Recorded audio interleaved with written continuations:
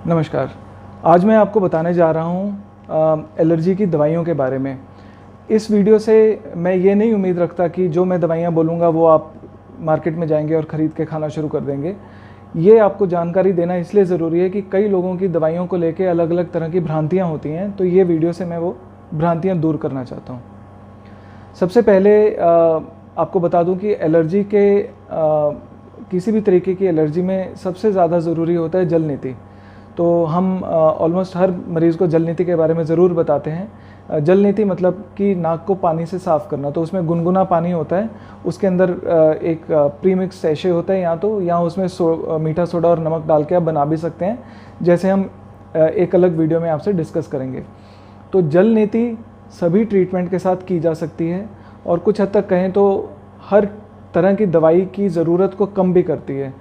तो हम ज़रूर रिकमेंड करते हैं कि जिन लोगों को एलर्जी की समस्या ज़्यादा है वो जल नीति रेगुलर बेसिस पे करें। अब आते हैं दवाइयों पे। सो दवाइयाँ जो हैं वो दो टाइप की होती हैं, एक टैबलेट और दूसरा स्प्रे। जो टैबलेट है ये एंटी हिस्टामिन्स और ल्यूकोट्राइन एंटागोनिस्ट दो कैटेगरी में बांटी जाती है।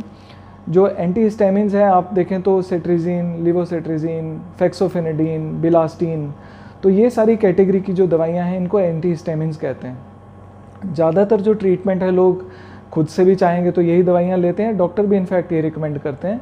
दवाइयाँ लंबे समय लेने से कोई नुकसान नहीं होता है, लेकिन कुछ चीज़ें ऐसी हैं जो ये टैबलेट ठीक नहीं करती हैं, जैसे नाक बंद होना। तो जो नाक बंद होने की समस्या आने लगती है तो हम एक दूसरी कैटेगरी की दवाई प्रेफर करते हैं जो नाक में डालने के स्प्रे हैं। अच्छा, अब टैबलेट्स में मैंने एक और आपसे दवाई का जिक्र किया था, ल्यूकोट्राइन एंटागोनिस्ट, जिनका नाम जैसे कि मोंटेलुकास्ट। मोंटेलुकास्ट अब देखें तो गाइडलाइंस में उतना ही असर करती हैं जितनी कि एंटी हिस्टामिन्स, जो सेट्रिजीन, लिवोसेट्रिजीन मैंने आपको बताया, और इसीलिए इसको अलग से नहीं लिखा जाता गाइडलाइंस के हिसाब से, और हम कॉम्बिनेशन भी जनरली प्रेफर नहीं करते हैं। तो रिकमेंडेड ये है कि या तो आप एंटी हिस्टामिन्स लो और या आप ल्यूकोट्राइन एंटागोनिस्ट लो, लेकिन दोनों को कॉम्बिनेशन लेने में कोई खास बेनिफिट नहीं मिलने वाला है। कुछ साइड इफ़ेक्ट ल्यूकोट्राइन एंटागोनिस्ट जैसे मोंटेलुकास्ट, कुछ इनके साइड इफ़ेक्ट होते हैं और ख़ासकर बच्चों में हम इन्हें बहुत सीधे तरीके से देना चाहते हैं। तो ये अपने डॉक्टर से ज़रूर सलाह करें कि क्या आपके बच्चे के लिए या आपके लिए दवाई अनिवार्य है या नहीं है। जो नाक के स्प्रे हैं, सब लोग ये मानते हैं कि नाक का स्प्रे एक ही तरह की दवाई है, ऐसा नहीं है। नाक के स्प्रे जो हम आपको एलर्जी में देना चाहते हैं उनका नाम है इंट्रानेज़ल कॉर्टिकोस्टेरॉइड्स। अब स्टेरॉयड सुन के कई लोगों का जो है वो माथा ठनक जाता है कि भाई ये स्टेरॉयड है और इसका साइड इफ़ेक्ट है, और आजकल तो कोविड और म्यूकर की बात चल पड़ी है तो बहुत से लोग इन सब चीज़ों के साथ जोड़ने लग जाते हैं। लेकिन ये स्टेरॉयड शरीर के लिए बहुत सेफ़ हैं, ये नाक में ही काम करते हैं और पूरे शरीर में इनका असर नहीं आता है। तो एलर्जी में अगर हमें आपको स्टेरॉयड स्प्रे देने की ज़रूरत पड़ती है तो ये बहुत कारगर है, कभी भी इससे परहेज़ मत रखिए। लेकिन आपके डॉक्टर आपको ज़रूर सलाह देंगे कि क्या आप इसके कैंडिडेट हैं नहीं हैं। ये आपकी सारी एलर्जी की समस्याओं का एकमात्र समाधान बन सकते हैं। लेकिन ये जानिएगा कि जो भी दवाइयाँ हम आपको देते हैं वो स्टेप वाइज कैटेगरी में होती है। किसी को दवाई चाहिए, किसी को नहीं चाहिए, किसी को एक से ज़्यादा चाहिए, किसी को कम चाहिए, स्प्रे किसको देना है, टैबलेट किसको देना है, तो ये चुनाव डॉक्टर खुद करेगा। मेरा काम आपको ये बताना नहीं है कि आपके लिए कौन सी दवाई उचित है, मेरा काम आपको ये बताना है कि एलर्जी का इलाज किन किन दवाइयों से किया जाता है। अब मैंने आपको दो तरह की दवाइयाँ बताई, एक तो टैबलेट और एक इंट्रानेज़ल कॉर्टिकोस्टेरॉइड स्प्रे।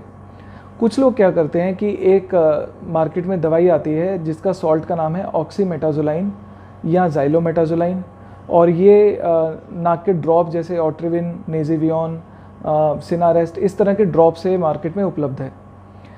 ये ड्रॉप का इस्तेमाल बहुत ही सीमित कंडीशन में 3 या 4 दिन से ज़्यादा नहीं होना चाहिए। अगर आप इसको इससे ज़्यादा यूज़ करते हैं तो ये अलग प्रॉब्लम पैदा कर देता है जिसका नाम है राइनाइटिस मेडिकामेंटोसा।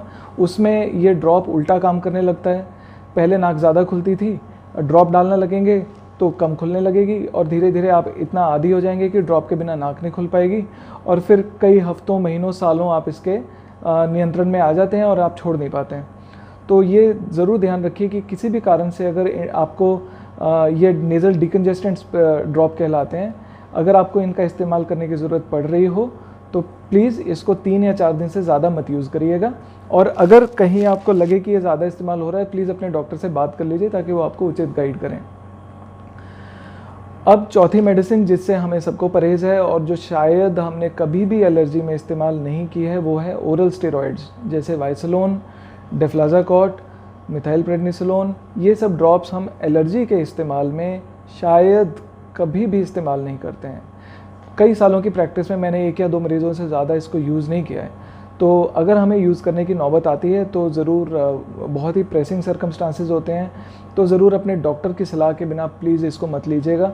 और अगर इसके इस्तेमाल की ज़रूरत पड़े भी तो प्लीज़ ये जानना आपका बहुत ज़रूरी है कि ये क्यों दिया जा रहा है। तो इस बारे में ज़रूर अपने डॉक्टर से सलाह करिएगा कि अगर स्टेरॉइड्स की ज़रूरत आपको पड़ रही है तो क्यों पड़ रही है।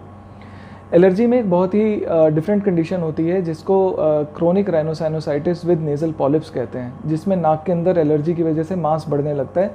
उनमें करीबन साल में 1 या 2 बार हो सकता है आपको स्टेरॉइड्स की ज़रूरत पड़ जाए टैबलेट्स की फॉर्म में, तो वो कंपल्शन है हमारी देने की। अदरवाइज़ जो नॉर्मल एलर्जी के संकेत होते हैं, जिसमें नाक में छींक आना, पानी बहना, खुजली होना, आँख में खुजली होना, इन सब में खाने के स्टेरॉइड्स की ज़रूरत नहीं होती।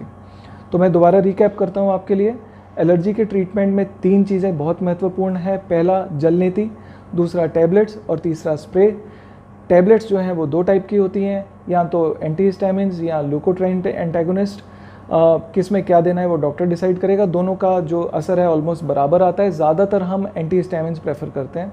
स्प्रे 2 टाइप के होते हैं, हम ज़्यादातर इंट्रानेज़ल कॉर्टिकोस्टेरॉइड स्प्रे यूज़ करते हैं, और जो दूसरे ड्रॉप हैं उनका इस्तेमाल कभी कभार करते हैं। 3 दिन से ज़्यादा नहीं होना चाहिए। और चौथी मेडिसिन जो है मैं उससे परहेज़ रखता हूँ, वो सिर्फ़ और सिर्फ पॉलिप्स के केस में यूज़ किया जाता है, वो भी बहुत सीमित तरीके से, बहुत ही गाइडलाइन को मानने वाले तरीके से यूज़ किया जाता है।